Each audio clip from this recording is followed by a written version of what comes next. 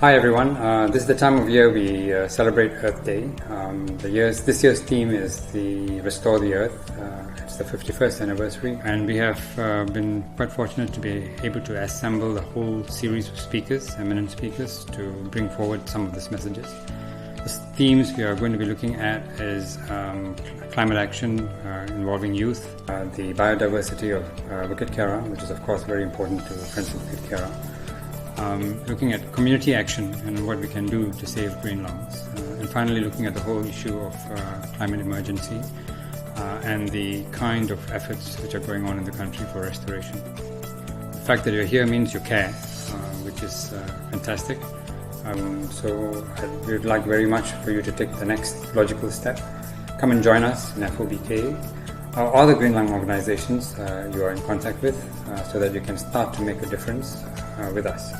And you can become citizen scientists, volunteer your services, or very importantly help to raise funds so that we can take this message across to the rest of the country.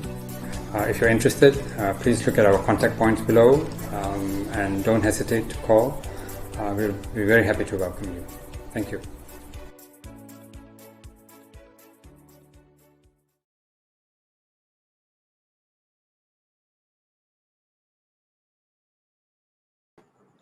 Hi, and good evening to all our audience tonight.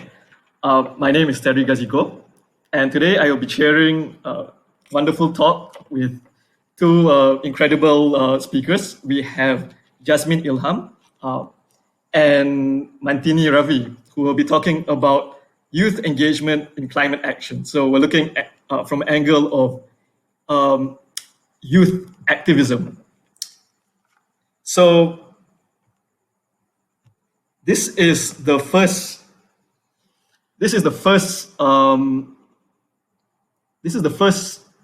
event of the entire week, and for this entire Earth Week, we will be working with both the Friends of Bukit Kiara and Fashion Revolution to host a series of events for the entire all until Tuesday next week, concerning the theme of restoring the Earth.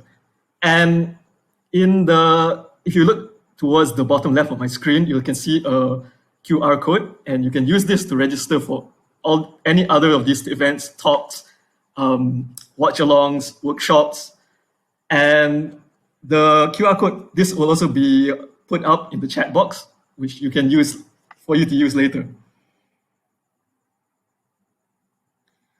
So tonight we have two wonderful speakers. We have Jasmin Ilham and Mathini Ravee. So Jasmin will be representing UNICEF, which she works with, and Mathini will be representing KAMY, which is the youth climate activist organization. So Jasmin Ilham, just introducing Jasmin Ilham, she has completed her master's with Columbia University in climate science, and she is an expert in climate change law, international environmental law, global governance regimes. She's a former manager of the Malaysian Youth Delegate for Climate Change. And she has worked with many local and international think tanks and research centers, including the Jeffrey Chia Center for Sustainable Development. So I'd like to invite you on. Hi, Jasmin. Hi, Thary. Thank you so much. Yeah, thanks so much for coming. So I will pass the floor to you now. All right, great. Thank you. Hi, everyone. A very good evening. My name is Jasmin, and today I will be talking to you on youth and climate action from a child rights perspective and angle, and also from an intergenerational responsibility lens. So here's the content that I'm going to cover today. I'll just go through a brief global overview of climate change, just to set the stage, and then I'll dive a bit into children's rights to a safe, clean, healthy, and sustainable ASEAN, and also a bit on the national context, just to share with you on a recent study that we did called Change for Climate, key findings from the National Youth Climate Change Survey. All right, let's get to it. So I'm just gonna give you a brief overview of climate change. This is what we call the Keeling curve. So the Keeling curve is a graph that shows the ongoing change in concentration of carbon dioxide in the atmosphere. And just so that you all know, I was born at 361 parts per million. And you can guess where is that on that graph. And a safe level for parts per million that should be able to exist in the atmosphere, according to the scientists, is 350 ppm, which means that when I was born, the situation on Earth is way beyond safe levels. And as you can see, it's continuing to rise. So what are people doing to address this issue, to address and tackle climate change? So this is a glimpse of the amount of international negotiations that are ongoing. It started in 1992 in Rio, and based out of the Rio Convention is actually 3 other conventions, which is the UNFCCC, which is the one on climate change, UNCBD, which is the Convention for Biological Diversity, and UNCCD, which is the one for desertification. And this has been going for many years.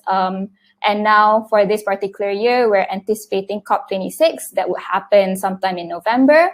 But the most important one that you should know is the Paris Agreement. So what is so special about the Paris Agreement? Paris Agreement is monumental. It's considered a very sexy COP, the very sexy international negotiations where we had about 195 countries signed on.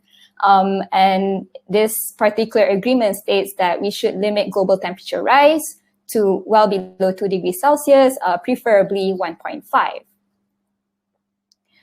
So the current situation is bad, but how much worse will the problem get? This is the trajectory of the emissions to 2100. If you've read the IPCC report 1.5, you know that what we have right now is not enough. So you can see the upper part, which is sort of like the pink streak. If countries do not act, we are on set to reach sort of about a 4 degree Celsius increase till 2100. But with all this climate pledges that all the countries have submitted to the UNFCCC, if the following current policies are being enacted, will still be about 2.8 to 3.2 degrees. If it's not enacted, it's about 2.5 to 2.8 degrees Celsius. And if you are a young person who have been actively out there tackling climate action and taking charge for a safe future, you have heard of the phrase that climate crisis is a child rights crisis. But what does that actually mean? So let's take a look a bit on the Convention on the Rights of the Child. So it stated that children have the rights to a healthy and sustainable environment. Just for your information, that the Convention on the Rights of the Child is the most widely ratified human rights treaty in history. And climate change, which threatens children's survival, development, nutrition, education, and access to healthcare, are all enshrined within the CRC, which is the Convention on the Rights of the Child. So we know that climate impacts do affect children greatly.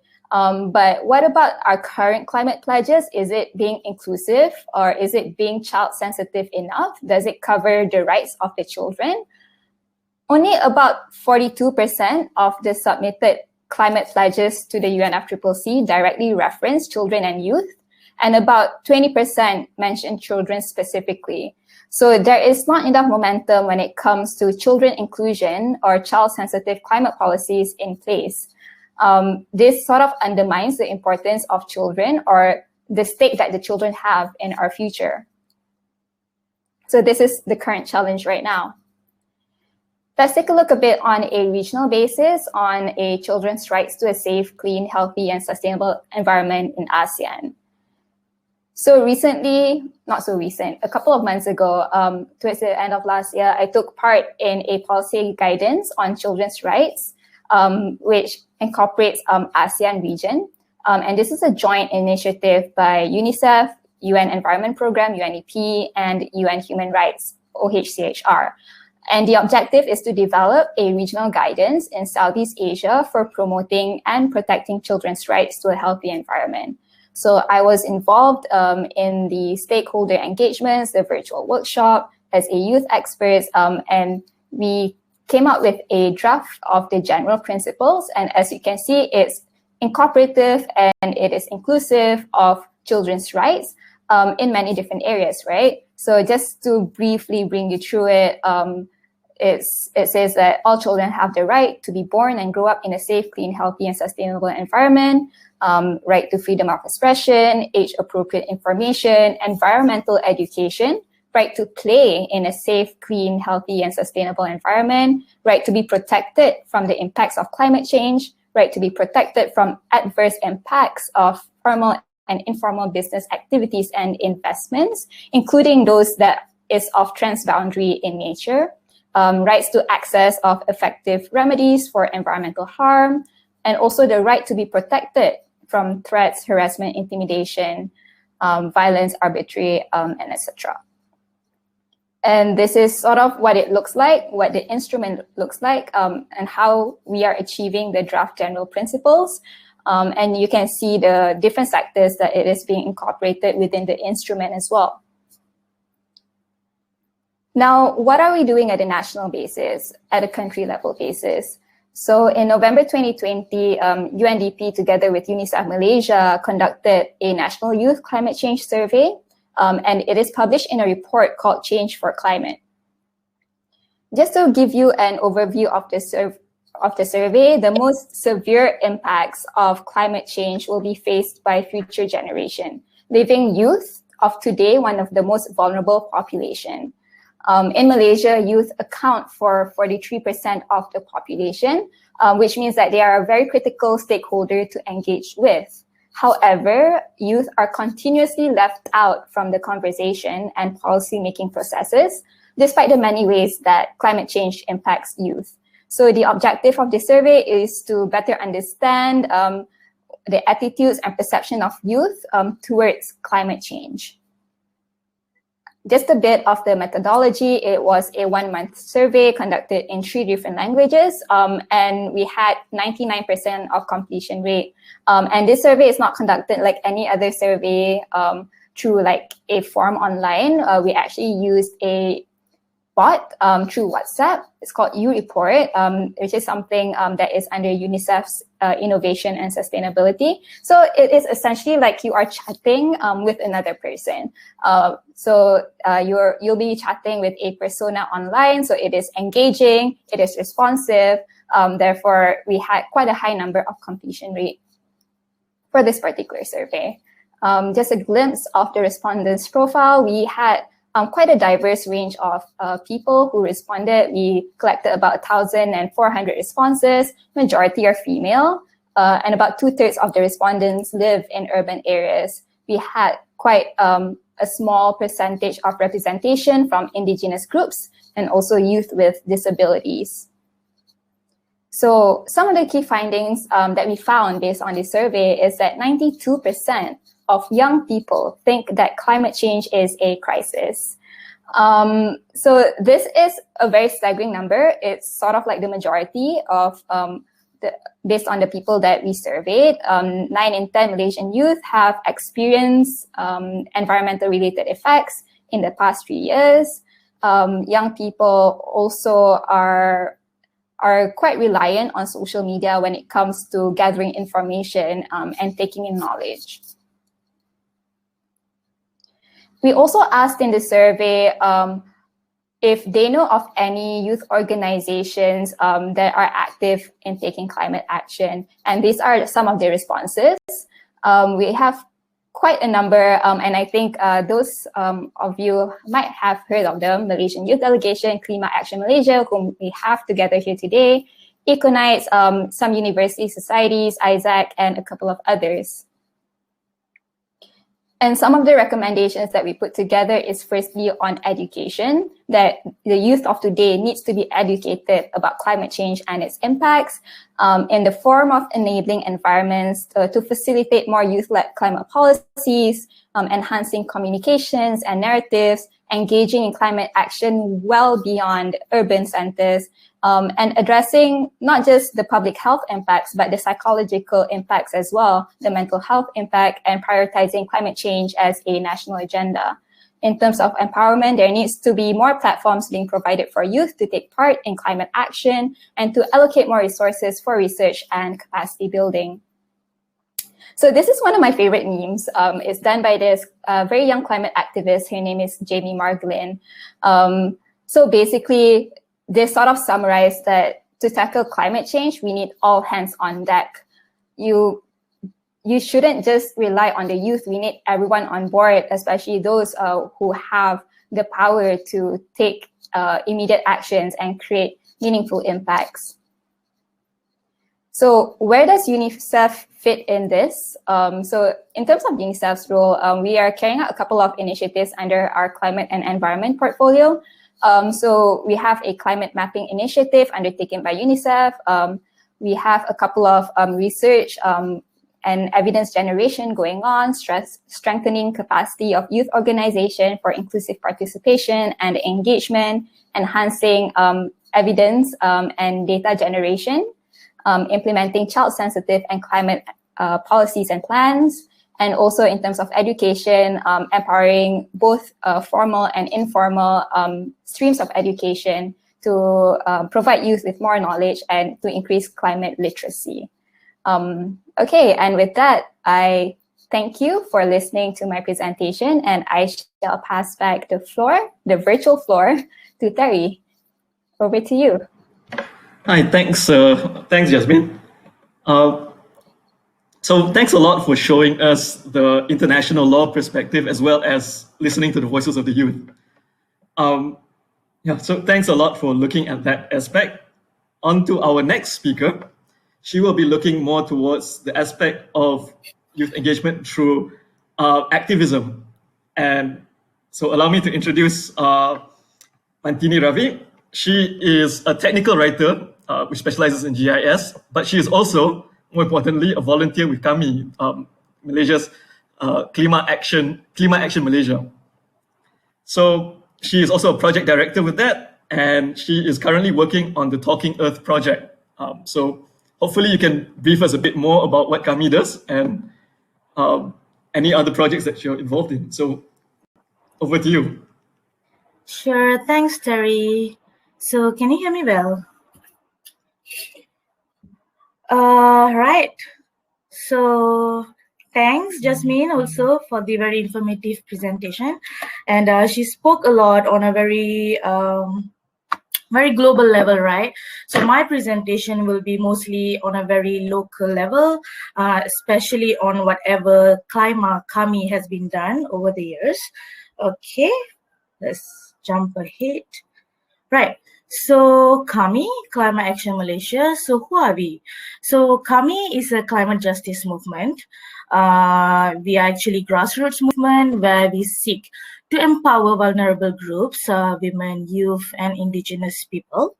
And we look into the climate crisis in an intersectional lens, as to say, where we don't only look at it as an environmental crisis, but more towards a social, human rights, as well as economical crisis, right? So, sorry for my nervousness, it's been some time since I last presented. So the right to quality climate education for all is also what we aspire for. And a lot of the work that we do involves partnership with various organizations, local, national, regional, and international, right? So what we seek. So we seek to declare climate emergency in Malaysia, right? We want to put climate crisis as the forefront of everything we do when it comes to policy building, economical policies, as well as social policies, right? So there are a number of ways that we do to achieve that. So these are some of the ways that we're going to discuss today, right? So firstly is civil society facilitation, citizen assemblies, coalition buildings, advocacy, as well as gender responsive, community resilience, as well as the people's climate inventory. Okay, moving on. So as mentioned, a lot of our programs involves grassroots movements where, we focus a lot on indigenous programs and coalition building programs with various NGOs and CSOs, as well as advocacy program, focusing youth. So some of the programs that, being highlighted here are the Weaving Hopes for the Future, where we highlight the arts and culture of the Orang Asli community, Misi Bantu OA and Kebun Mandiri, Perempuan dan Iklim. And for the coalition building program, we have Gabungan Darurat Iklim, where it's a coalition of various CSOs, NGOs, as well as farmers and multiple local communities. Southeast Asia Climate Action Community, SICA, Fridays for Future, MAPA, PHSKLU. And then for advocacy program, we speak about, we have Alama podcast where we speak about the climate crisis in a very youth-centric focus, right? So, coming to the coalition building, one of the way we do that is through citizen assemblies, right? Where we provide a platform for representatives from civil society to gather and make decisions democratically and gather comprehensive demands and recommendations to be presented to the policymakers and other stakeholders, okay? So we do a lot of collaboration with existing NGOs and CSOs. And also we specialize in climate strikes, as well as peaceful protests, rallies, discussions, and we collaborate on creating documentaries, arts and customs, training and workshops to raise public awareness and capacity building for active participation in tackling the climate crisis in Malaysia, and also lobbying for climate policies that are fair and equitable to the people, right? So I would like to share a video on one of the climate strikes that we did.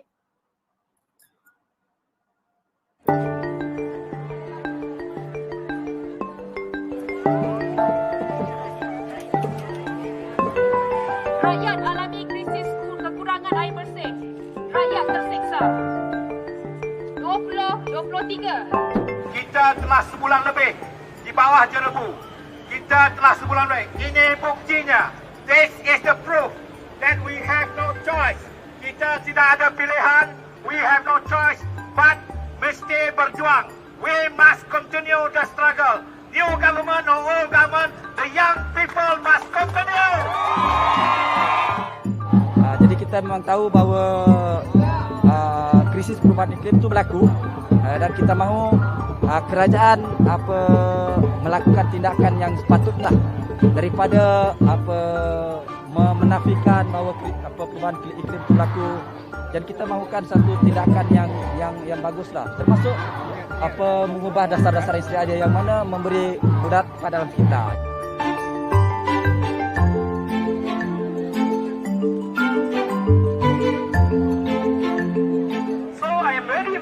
To announce to you, but in last month, last month in August in Bangkok, we, the Malaysian government, Malaysian members of parliament, not the government, Malaysian backbenchers, promoted a resolution for carbon pricing and climate action, and we got it passed. What I will do now is that I've already sent a copy to UNICEF. I've already put in the parliamentary question we submitted yesterday. So Parliament is going to receive on the 7th of October. We will start our debate for 2 months and about 1 week, right? So about 9 weeks of debate. This matter will come up and I will report to you what the results are, what is their view on carbon pricing, okay? Mission kita untuk ada environment yang lebih selamat untuk kanak-kanak kita. Kita bercakap tentang the future of the children, tapi kita juga tak bercakap pasal ini juga kita punya future, bukan hanya future of the children. So kita perlu turun, dan saya amat, sebagai organizer, saya amat berbesar hati, saya amat berbangga kerana ramai orang Malaysia turun hari ini dan mengutarakan their concerns and their voice against the ecological and climate degradation in Malaysia.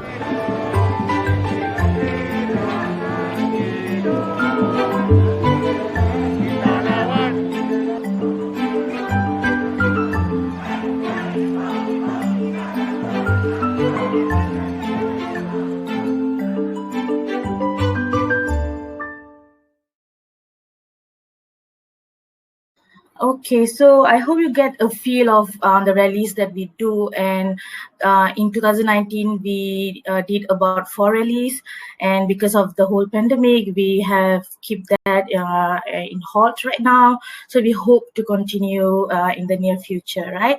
So that is for the climate rallies. Moving on, so again this is related to the community building, where we do civil society facilitations, where we hold discussions with civil society through grassroots organization or groups in Malaysia to increase the understanding of the impact of climate crisis on affected groups and the work of other NGOs and CSOs. Okay. Moving on, right? So, yeah, by coalition building, we mean we build meaningful partnership, right? And actions networks between youth groups, grassroots communities, CSOs and NGOs at the local, national, regional and global levels. So some of the initiatives that we've undertaken are the Gabungan Darurat Iklim, GDI, where it comprises of 17 societies encompassing CSOs, NGOs, farmers, indigenous communities as well. And then Southeast Asia Climate Alliance, where we bring together youth from all over Southeast Asia, to put pressure in a very local level. And yeah, moving on. Right. So as we discussed earlier, we do a lot of work for the women as well as the indigenous group, because we feel that they are the most vulnerable groups. So we always uphold the gender responsive, where the principle of gender justice, we uphold that as the core in increasing our women's adaptation and resilience. Okay. So one of the programs that we do is Weaving Hopes for the Future, where we empower orang asli youth and women on climate actions in local and global spaces. We had the Krisis Iklim Perempuan Pertahan Tanah Adat Orang Asli for Women's Day. And we have Misi Bantu OA Kebun Mandiri, and also Perempuan dan Iklim program, where we report the participation of indigenous women to UN bodies like CEDAW.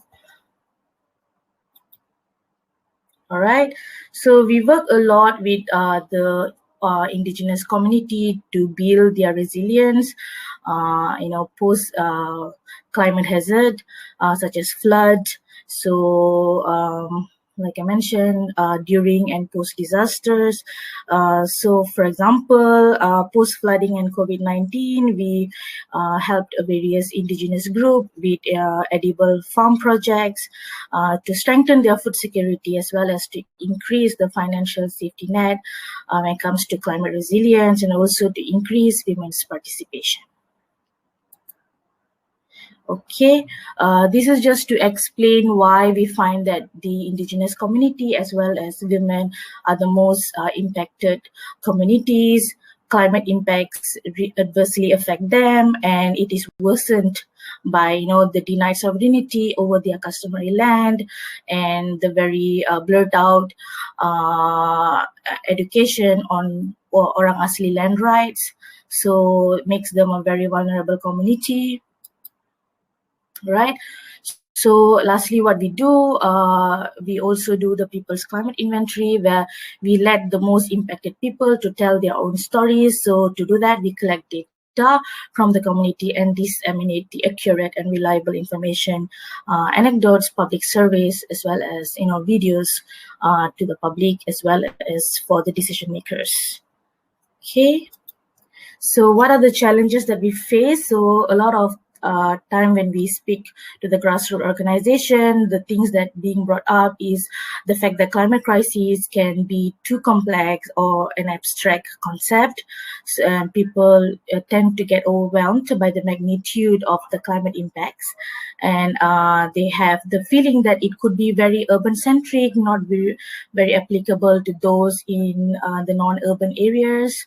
Lack of media coverage and when it comes to the indigenous community as well as those who are not in the urban setting. Localizing climate campaigns from the global north as well, especially from the developed nations, could be a problem because emulating them directly might not work, given the different socioeconomic and geographic scales and climate literacy levels. So to address that, we've managed to create network across local, regional, and international level. We did a lot of capacity building programs to bring together indigenous communities and other impacted communities.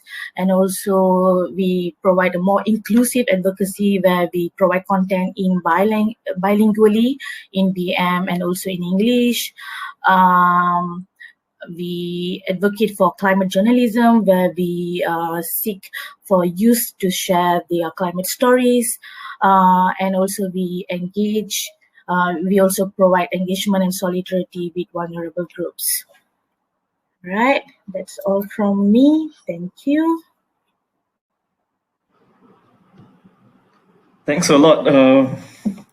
Thanks a lot. So can we now, can you come back on screen? I'm not letting you go yet. Can we invite Jasmin back on and open the floor for questions? If you have any questions, you can type it in the chat box and then we'll try to respond to it. As well as, please stick around until the end of the entire program because we have some free gifts available, sponsored by the Habitat Penang Hill. So the first question we have is directed at Jasmin.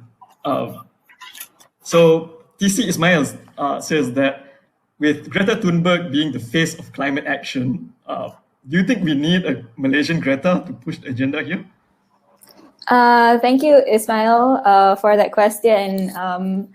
Yeah, so if you are familiar with the global youth movement, it sort of sparked when Greta Thunberg gave her speech at COP24 in Poland. It's her first speech that she gave back in 2018. She was 16.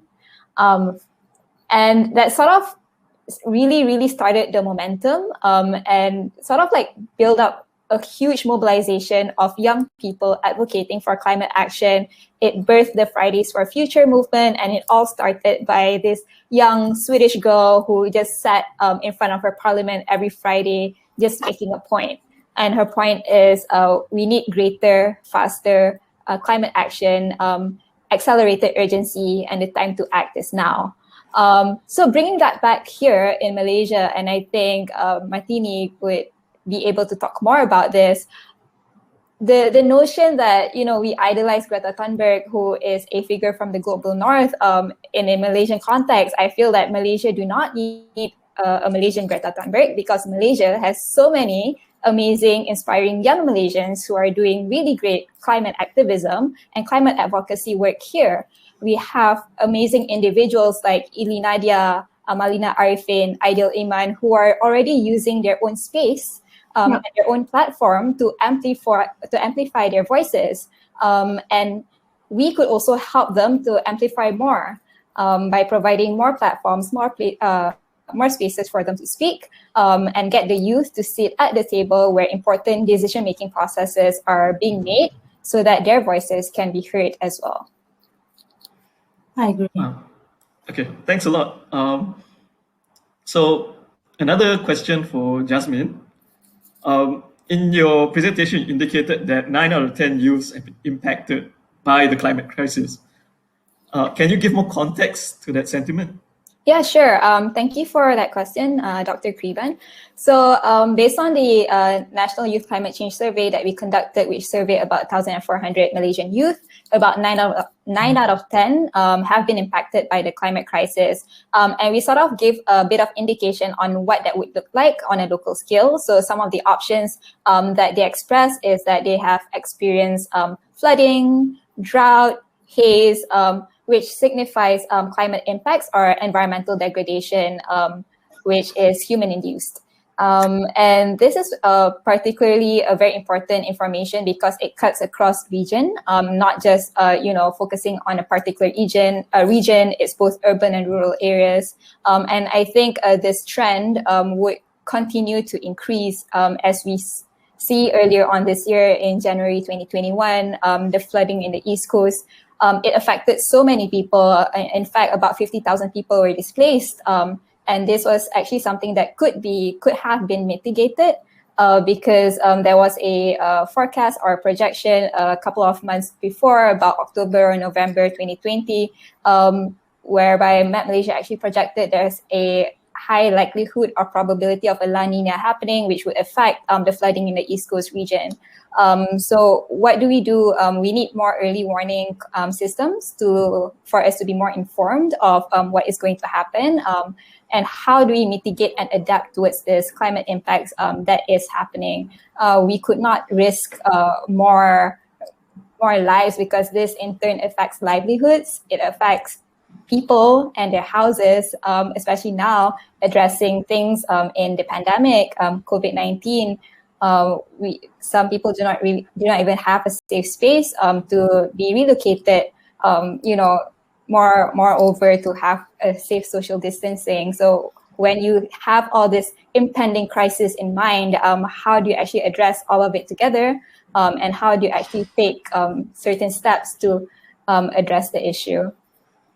I think you bring up very good points about climate adaptation as opposed to just very abstract concepts about climate is changing to there's lives at stake at the moment. It's not something in the future anymore.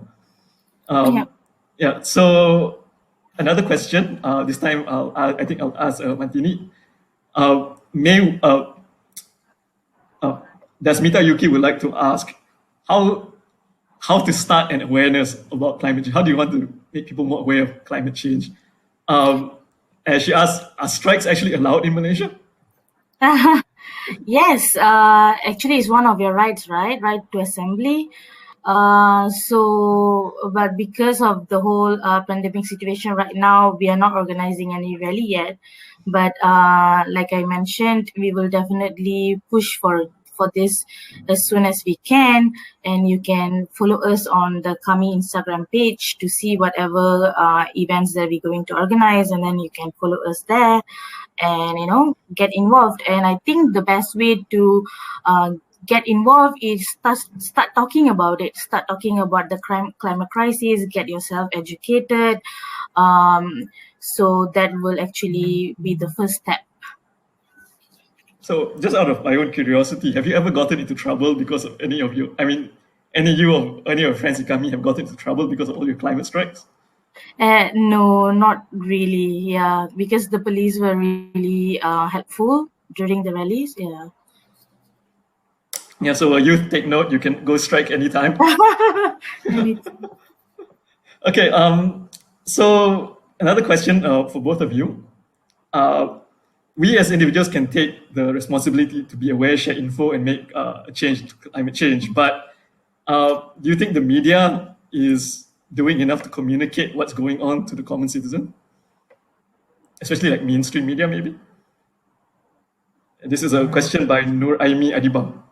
Yeah, maybe I can take that up first. So when she first asked media, then we have to ask ourselves what media. So there are a lot of right now the information is everywhere, inclusive of social media as well as mainstream media, like you mentioned. So I guess mainstream media might be lacking in that sense, right? To share what is needed to be heard by the community when it comes to climate crisis. Probably because they are probably under some restrictions that that we don't have control on.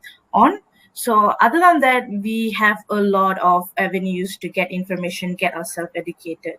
So in that sense, yes, I would say there is some lacking when it comes to mainstream media, to put forward the crisis that is, the climate change. Yeah, I would to add on to that, if that's okay. Yeah, I think as young people, we grew up in the era of internet, so knowledge is literally in our hands. And this is where it is very important for us to be informed through verified sources when it comes to uptaking information, and also to sort of learn from legitimate sources, right? So for example, if you want to learn about like climate science, make sure the sources are the journals or articles that you read are peer reviewed or come from governing bodies or institutions. Because there are so much information going out nowadays. It is only, I mean, you can only intake a certain limit. But in terms of communicating under media or social media, I think there still needs to be a lot to be improved. Sometimes it is common to have science being mistranslated into very simplified language when it comes to media, thus undermining the importance of certain terms or specific theories. But I think that is in its sense where I think science communications and literacy when it comes to communicating climate science have to come in. And it is a journey, and we're all learning along the way. Yeah, I agree to Jasmin on that. Recently, I was watching some bits of documentaries from Curiosity Stream, and the presenter very candidly went and say, climate change has been happening millions of years. So that kind of language, dumps down the crisis that's happening, and instead of really putting forward the fact that we are accelerating due to anthropogenic, due to human activity, we are increasing the release of carbon dioxide and greenhouse gases into the atmosphere at a very unprecedented level. Instead of saying stuff like that, it's very dumped down to say that climate change has been always happening for millions of years. So that kind of language. So we have always be very inquisitive when we are reading or watching something, and like what Jasmin mentioned, be very careful on the source of the information. Okay, one question for Jasmin now. Is there one country in the region where you think is a good example of tackling climate change? I think, is this the same as the climate emergency question? Because I saw that just now and I thought I would pass it on to Mathini because she had slides on climate emergency earlier on. Oh, you're breaking up a bit. Can you just repeat that? Oh, this is, sorry, I was saying that if this is in regards with climate emergency, I actually, yeah. So on climate emergency, right, there are, if I'm not mistaken, about 33 countries already signed up. Who already declared climate emergency, not signed up. And I would say to emulate probably Norway. I'm not really well-versed on what are the implications, the policies that are in place. Probably Jasmin can help me out on that. Yeah, I think on a regional basis, a couple of countries that have been very active in terms of climate action, that have been quite ambitious, are the Philippines, I would say so. If you look into Fridays of the Future, the climate strike, you have so many young individuals from Philippines who are taking a stand, who are actively engaging on the streets to raise their concerns and to emphasize the urgency of the climate crisis. Okay, so just one question for Mathini. From the same person who asked whether youth can strike, who do you need to talk to if you want permission to strike? Definitely the organizer have to get the permission from the local police station. Yeah, but then I would say if you want to do it with a coalition of organizations or NGOs or CSO instead of initiating on your own. So you have yourself equipped with necessary tools to deal with necessary formalities, right? Yeah. Okay. I think I just want to build on a bit more about that. Let's say, okay, you're a young person, you're suddenly really pumped up, you want to go on strike soon. who do you contact? Who would be a good organization to talk to? Can you name a To few? us? Yeah. Just contact You my can come to team. us.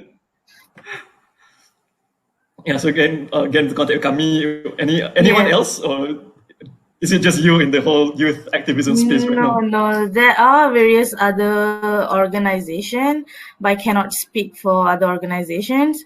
So I would say, come to us, and we'll probably direct you to the best person or the best organization that suitable for your cause, or the one that you think about. Probably you have different cause in mind that is different from KAMY's perspective, right? So definitely we can link you up with the right person. Okay. Now a question from Eugene. With climate adaptation, is there any engagement at a government level in terms of like food security, food or water security, infrastructure, protecting biodiversity? He feels like nothing. He doesn't really see much being done. Oh yeah, definitely, for sure. There are a number of government agencies under the Ministry of Environment and Water, which focuses on climate adaptation. So a couple maybe like NADMA, which is the disaster management, NAHRIM for water. So there are government agencies which are responsible in terms of providing their particular climate adaptation. But also I can't speak on behalf of the government, but they do exist. Yeah, and also I feel that because there are a lot of entities like overlapping portfolios, so the efforts can be diluted down. Because like for example, in NARIM is one of the organization. Then we have SPAN, Suruhanjaya Perkhidmatan Air Negara, and we have DOE, Department of Environment. So, and then we have DID, irrigation and drainage. So there are like a lot of like overlapping portfolios. So because we don't have a specific policies on environmental action or climate crisis action, we don't really have a definite body that takes charge of all of these. So that's why I feel it has been lacking. Though we have all the agencies, but the implementation of the policies has been lacking. Okay. One question for Mathini. Your climate inventory was quite fascinating. Could you give us more examples on how you're using this documentation? This is from Dr. Kriban, FBK. Dr. Kriban, yeah. Recently, Dr. Kriban, we've screened. Actually, when we say climate inventory, we mean that we provide or we let those impacted tell their own stories, right? So very recently, we screened a short video shot by local indigenous filmmaker. Her name was Diana Tan, and with her group Apa Kata Wanita Orang Asli, and the movie was Selai Kayu Ye, where they spoke about how forest encroachment and pembalakan has affected a lot on the day-to-day life of the Orang Asli communities, right? So yeah, that's one of the ways. So we share a lot of the arts and culture through video, films, and stuff like that. Okay, I think we have one more question, and that's directed at both of you. Since we are looking at climate change as an emergency, should we consider nuclear energy as a way to reduce carbon emissions? So there's been a very controversial view for the last 10 years or so, I think. Yeah, I think as far as I'm aware, it is not in our national plan. I don't know if Mathini, you know anything further?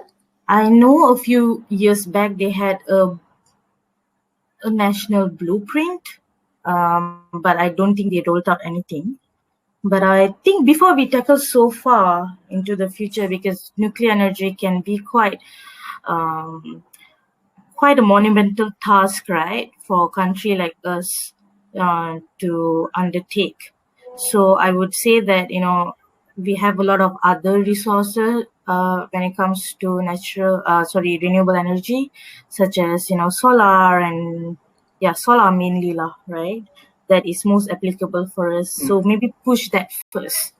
Yeah, and just to add on a bit on that, when it comes to transitioning from our traditional fossil fuel industry towards a more renewable sector, there's this term called just transition, which means that transitioning from one sector to another in an equitable way, to venture into a more deep decarbonization pathway, a more low emission pathway, using already existing renewable energy, which we have, such as what Mathini mentioned earlier on, solar energy and stuff like that. I think that is sort of currently the priority right now in terms of implementation of energy, renewable energy in Malaysia. Okay, a question for Lo Wei Rong. As an ordinary youth, it sounds like other than changing our lifestyles, the only thing we can do is strikes to let the government become aware of our concerns. Is it so? Is there anything else that youth can do? Strike is one way to be heard, right?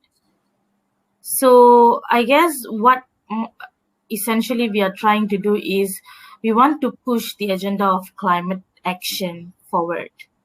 So in order to do that, we have to get the political will of the government. So there are many ways you can write to your member MPs. You can organize online petitions, but we feel that the things that get the most attention is climate strikes. So that's the reason why we do that a lot previously. Other than that, we can also be involved in building communities that are at risk when it comes to helping them with staying resilient economically, as well as equipping themselves with whatever necessary information, like tanah adat and their rights, right? So these are some of the other ways that you can employ. Yeah, and just to add on a bit to Mathini's points, thank you, Wei Rong. I really love this question because there is no one set template for a young person to take climate action. There are many ways for you to do it. And I always tell people that you should do what you can within your own capacity. Sustainability do not look the same to everyone. So for example, if you choose to live a low carbon lifestyle, such as substituting your everyday plastic use to something reusable, taking the public transportation. Those are the individual choices that you can take. Other community choices that you can take are including like what Mathini just mentioned, climate strikes, community mobilization. But also in terms of getting your voices heard, I think what's really important for me based on my experience is to join a environmental organization because there is when you're part of a community, when you're part of an NGO, you will increase, you will make your voice louder. You're not in it by yourself. There's a form of solidarity. And there's also sort of like a comfort in terms of knowing that other people truly care about the environment and taking climate action alongside you. And also some of the ways to engage with the process is also through this environmental organizations, which you can reach out to us or you can find online. Because the government also do engage with CSOs, NGOs when it comes to like stakeholder engagement. So these are also some of the processes that you can take part when it comes to getting your voice heard in the formal process. Okay, thanks. And I think on that note, we can end the discussion for today. So I think for youths today, there's a lot of options available. You can. Is there any way for us to contact you guys? So do you have any social media or email or something that you can young people can contact? I'll drop my handle in the chat. Okay, so yeah, if you ever need to contact any of our speakers, they're going to put their contact details in the chat room. So yeah, anytime if you have been inspired by this, by our two speakers today, drop them a note and then go from there. So I'd like to really thank both of you for coming today. It's been very inspiring to see young people fight for their future in a world where, basically young voices are becoming more and more marginalized, especially in our own country. So again, I'd like to thank both of you. So it's been a very informative session. Thank you so much for having us. And thank you everyone for joining.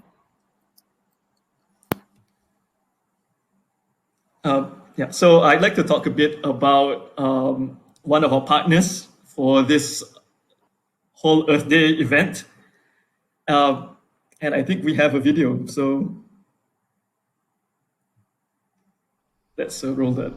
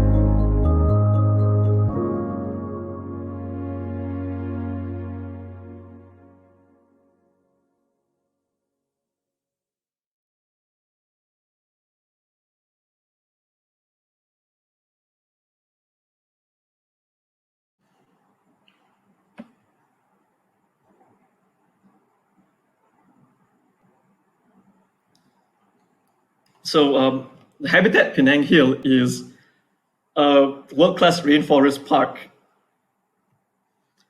So the Habitat Penang Hill is a world-class rainforest park built on Penang Hill, which is one of the oldest hill stations in Asia.